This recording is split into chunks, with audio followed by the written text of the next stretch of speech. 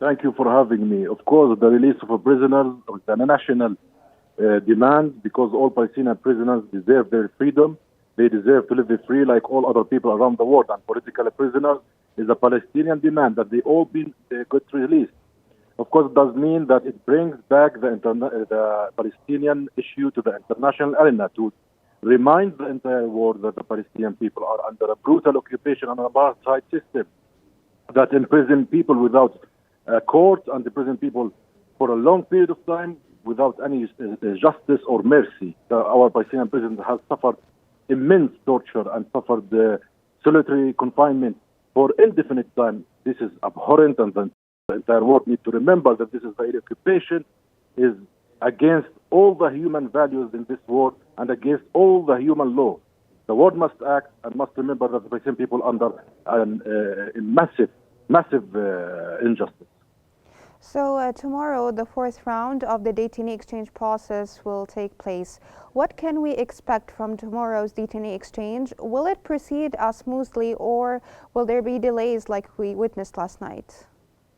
Well, the Israeli occupation has always played this delay game, and just to humiliate or to make the Palestinian people and their families wait indefinite time.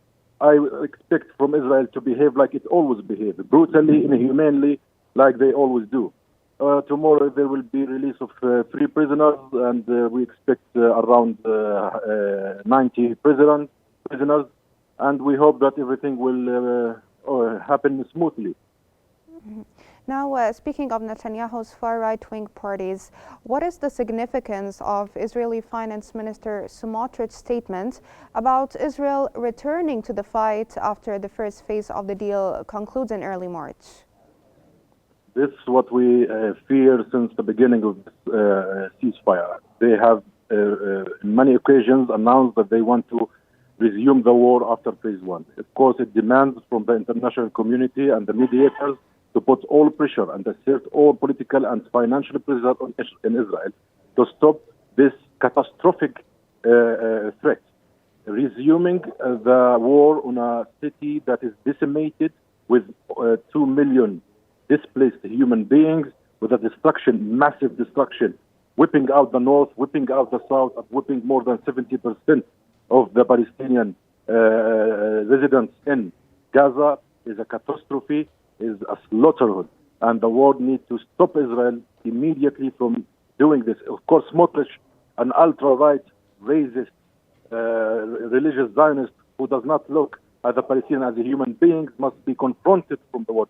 This kind of mentality must be removed from the entire political arena, and Israel must be held accountable for its crimes and must be stopped and confronted by the international world and everyone who care for the human rights or for justice.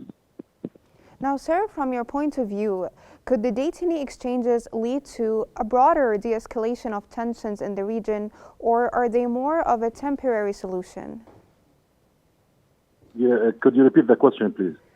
Could the detainee exchanges lead to a broader de-escalation of tensions in the region, or are they more of a temporary solution? It's a temporary solution, unfortunately, without a comprehensive political solution.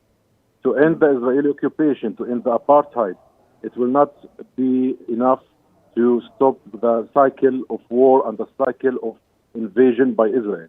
Israeli plans is pretty clear. They want the occupation, they want apartheid, they want to keep persecuting the Palestinian people. There is no nation in the world would accept to live under persecution and in slavery. The only solution forward is the war to implement the two-state solution and tell Israel to withdraw its forces from the Palestinian land. This would pave the way into a Palestinian state, independent and sovereign Palestinian state, which will lead into a sustainable peace. Without a political comprehensive solution, it's not enough. Of course, it's welcomed and highly welcomed the release of prisoners, but our prisoners are released into an apartheid system. They are released into a place under occupation, under brutality. Just today, the Israeli occupation were harassing the Palestinian prisoners who were released yesterday and preventing them from celebrating with their families for their freedom, or to see the people around and taking abusive policies against them. This needs to stop. Israel is not known for their respect to the international agreement or nor for respect for international covenants. We don't have any guarantees that they won't rearrest the Palestinian freed prisoners.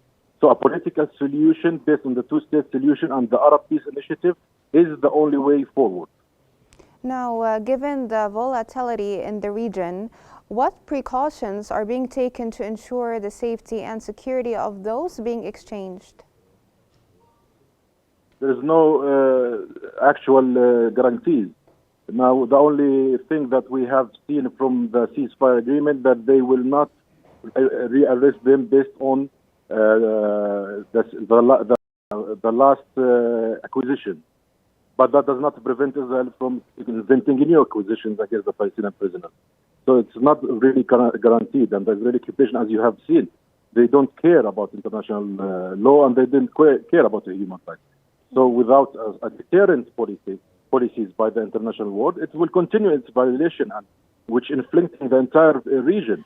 This genocide in Gaza and this invasion in West Bank, killing and slaughtering children, women, elders, and everything, is bringing the whole region into explosion. And the entire world has went into demonstration, and the entire world is demanding for the emancipation of the Palestinian people. The insistence of this unseen oppression need to stop.